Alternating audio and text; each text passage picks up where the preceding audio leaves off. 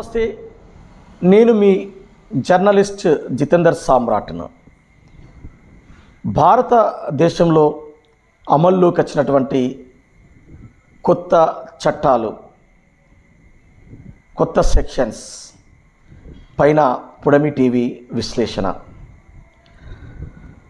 భారత ప్రభుత్వం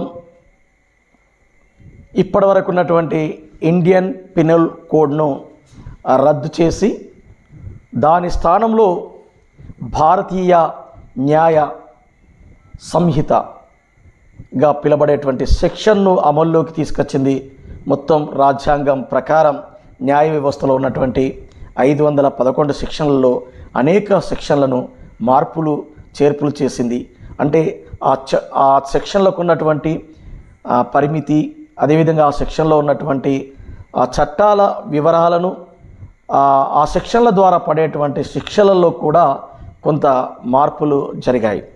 ఇప్పటి వరకు బ్రిటిష్ కాలంలో రూపొందించబడ్డటువంటి ఇండియన్ పినల్ కోడ్, అంటే బ్రిటిష్ ఇండియన్ పినల్ కోడ్గా పిలువబడి 1947 స్వాతంత్రం అనంతరం ఇండియన్ పినల్ కోడ్గా ఏర్పాటు చేసుకున్నటువంటి ఈ చట్టాలు ఇక నుండి భారత న్యాయ సంహితగా మారబోతున్నాయి.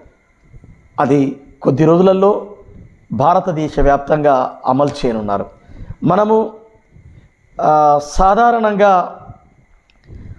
కొన్ని చట్టాలను మనం ఏ విధంగా మారాయో మనం తెలుసుకుందాం. ఇవాళ ప్రధానంగా ఆ సమాజంలో ఉన్నటువంటి 144 సెక్షన్ అందరికీ తెలిసిందే కదా. 144 సెక్షన్ ఎక్కడైతే జనం గుంపులుగా ఉంటారో ఆ గుంపులుగా ఉన్నటువంటి ప్రాంతాలలో ఆ జనాన్ని చెదరగొట్టడం కోసం, జనం గుంపులుగా ఉండొద్దు అని చెప్పడం కోసం ఉన్నటువంటి 144 సెక్షన్ నో మోర్, ఇక లేదు. అది 144 సెక్షన్ను దాని స్థానంలో మనకు చాలా స్పష్టంగా 187 సెక్షన్ ఇక లేదు. దాని స్థానంలో 187 సెక్షన్ మనకు అమల్లోకి వచ్చింది. అదేవిధంగా ఏదైతే 302 ఆర్డర్ 302 సెక్షన్ ప్రకారం నేరం రుజువైనందువలన అతనికి జీవిత ఖైదో మరణశిక్షనో విధించాం అని చెప్పేటువంటిది ఆ 302 కూడా నో మోర్, ఇక లేదు. 302 సెక్షన్ అనేది లేదు. దాని స్థానంలో 101 సెక్షన్ను అమలు చేయనున్నారు. అదేవిధంగా మనకు చీటింగ్ 420, అంటే సాధారణంగా ఒకడి మీద ఎవరికి పడకపోతే, లేకపోతే ఏ అంశంలోనైనా ఒక వ్యక్తి మీద ఇమ్మీడియట్లీ చీటింగ్ కేసు నమోదు చేసేటువంటి పరిస్థితులు. అంటే చాలా చీటింగ్ కేసులన్నీ కూడా ఒక వ్యక్తిని బ్లేమ్ చేయడం కోసం, ఒక వ్యక్తిని డ్యామేజ్ చేయడం కోసం పెట్టినటువంటి కేసులు ఎక్కువగా ఉన్నాయి. అలాంటి చీటింగ్ కేసు సాధారణంగా నవ్వుకుంటూ కూడా అనుకుంటాం మనం. ఏమని ఎదుటి వ్యక్తిని, మన ఫ్రెండ్స్ను అరే 420 అంటాం మనం. అరే 420 అంటే చీటర్, చీటింగ్ కేసులో ఉన్నటువంటి సెక్షన్. ఆ 420 అనేది కూడా నో మోర్. ఇప్పుడున్నటువంటి చట్టాల ప్రకారం IPC 420 ఇక లేదు. దాని స్థానంలో మనకు వచ్చింది 316 316. ఏదైతే మనకు చీటింగ్ కేసులో 316 సెక్షన్ వచ్చేసింది, 420 అనేది ఇక లేదు. అదేవిధంగా మనకు ఇంకా మనం పరువు నష్టంగా తీసుకున్నట్టయితే ఎవరైతే తనకు వ్యక్తిగత దూషణలు చేసి అదేవిధంగా ఆస్తి ఇతర అంశాలలో జోక్యం చేసుకొని తన పరువును నష్టం చేశాడనేటువంటి దాని మీద పెట్టేటువంటి కేసు 499 ఇప్పుడు 370 అయింది. 499 అనేది నో మోర్, ఇక లేదు. ఆ పరువు నష్టం కేసు 370 అయింది. ఇంకా మనం సమాజంలో జరిగేటువంటి మహిళలపై జరిగేటువంటి అత్యాచారాలు, సామూహిక అత్యాచారాలకు సంబంధించినటువంటి విషయంలో కూడా 376 అనేటువంటి సెక్షన్ను రద్దు చేసి దాని స్థానంలో 63, 64, 70 63, 64, 70 సెక్షన్లను ఏర్పాటు చేశారు. అదేవిధంగా రాజద్రోహం కేసులో కూడా 124A ఉన్నటువంటి రాజద్రోహం సెక్షన్ ఏదైతే ఉందో అది కూడా ఇప్పుడు లేదు. దాని స్థానంలో 150 సెక్షన్ ఉంది. అంటే ఈ సెక్షన్లు మొత్తం 511 సెక్షన్లలో కూడా ఇలాంటి మార్పులను మనము చూసినాం. లోకసభ ఆమోదించినటువంటి ఈ సెక్షన్లో, అదేవిధంగా రాష్ట్రపతి ఆమోద ముద్ర కూడా అయిపోయింది.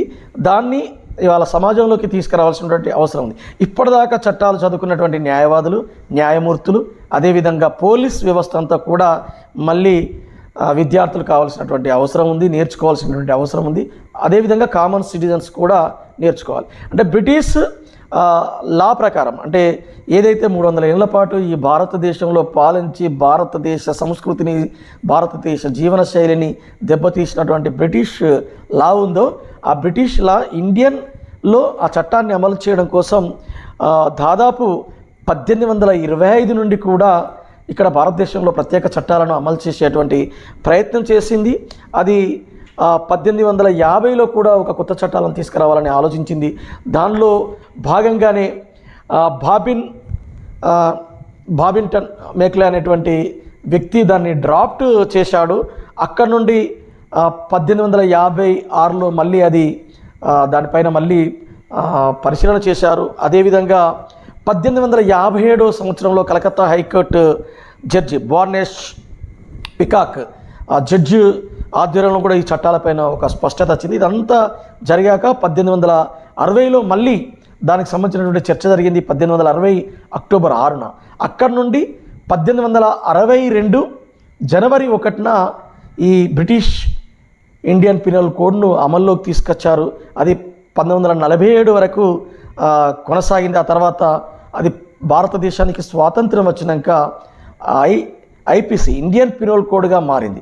ఇక్కడ నుండి విడిపోయినటువంటి పాకిస్తాన్ పినల్ కోడ్గా, అదే బంగ్లాదేశ్ పినల్ కోడ్గా మారిపోయాయి. ఈ ఇండియన్ పినల్ కోడ్ ఏదైతే ఉందో బ్రిటిష్ లా ప్రకారం, అంటే అత్యాచారాలు, హత్యలు, అదేవిధంగా సమాజము గుంపుగా ఉండడం, ఇట్లాంటి అనేక అంశాలను, అంటే సమాజంలో జరిగేటువంటి రాజకీయపరమైనటువంటి గొడవలు, అట్లాగే కుటుంబపరమైనటువంటి గొడవలు, అట్లాగే మతపరమైనటువంటి గొడవలు, కులపరమైనటువంటి గొడవలు, ఇట్లా అనేక అంశాలను తీసుకొని ఏవైతే చట్టాలను, సెక్షన్లను తయారు చేశారో ఆ సెక్షన్లన్నింటిలో కూడా కొంత మార్పులు చేశారని తెలుస్తుంది. ఆ మార్పులు చేసినటువంటి వాటిల్లో కొన్ని సెక్షన్లలో జీవిత ఖైదీని పెంచడం, లేకపోతే మరణశిక్షల్ని పెంచడం, కొన్ని సెక్షన్లలో తగ్గించడం జరిగినట్టు తెలుస్తుంది. ఇప్పటికే అంటే న్యాయవాదులు, న్యాయ నిపుణులు కూడా ఇంకా పూర్తిగా దీన్ని స్టడీ చేయనట్టు తెలుస్తుంది. చాలామంది న్యాయవాదులను పొడిమి టీవీ అడిగి తెలుసుకునే ప్రయత్నం చేసినప్పుడు ఇంకా దాని మీద పూర్తి స్థాయి అవగాహన లేదని చెప్తున్నారు. అంటే ఇక్కడ మనకు రెండు వ్యవస్థలు చాలా స్పష్టంగా వీటిపైన పట్టు సాధించాల్సినటువంటి అవసరం ఉన్నది. ఇక నుండి అంటే ఇదేదైతే రాష్ట్రపతి ఆమోద ముద్ర జరిగి సమాజంలోకి వచ్చి కొత్త చట్టాలు అమల్లోకి రానున్నాయో, ఆ రానున్న కాలంలోనే పూర్తి స్థాయిలో పోలీస్ వ్యవస్థ పూర్తిగా దీనిపైన అవగాహన పెంచుకోవాల్సినటువంటి అవసరం ఉంది. అదేవిధంగా న్యాయవాదులు, న్యాయ నిపుణులు, న్యాయ నిర్ణేతలు ఈ చట్టాలపైన పూర్తిగా అవగాహన పెంచుకోవాలి. ఏ సెక్షన్ ప్రకారం ఏ శిక్ష వేయాలనేటువంటి దాని మీద, ఆ సెక్షన్ల కింద ఏమేమి రాశారు, ఏ అంశాలు ఉన్నటువంటి దాని మీద పూర్తిగా అవగాహన పెంచుకోవాల్సినటువంటి అవసరం ఉంది. ఇక మనకు సమాజంలో ప్రశ్నించే గొంతుకలు కూడా, ఒక వ్యక్తిని అనవసరంగా కేసులలో ఇరికిస్తే, ఒక వ్యక్తిపైన అనవసరంగా కేసులు నమోదు చేస్తే వాటిని ప్రశ్నించేటువంటి వ్యక్తులు కూడా ఈ చట్టాల మీద అవగాహన పెంచుకోవాల్సిన అవసరం ఉంది. మనం న్యాయ నిపుణులు, న్యాయవాదులు, న్యాయ నిర్ణేతలు, జడ్జిలతోటి, న్యాయవాదులతోటి, అదేవిధంగా పోలీస్ వాళ్ళతోటి పొడిమి టీవీ ఈ అంశాలపైన మళ్ళీ ప్రత్యేక కార్యక్రమాన్ని మీ ముందుకు తీసుకొస్తుంది. ధన్యవాదాలు.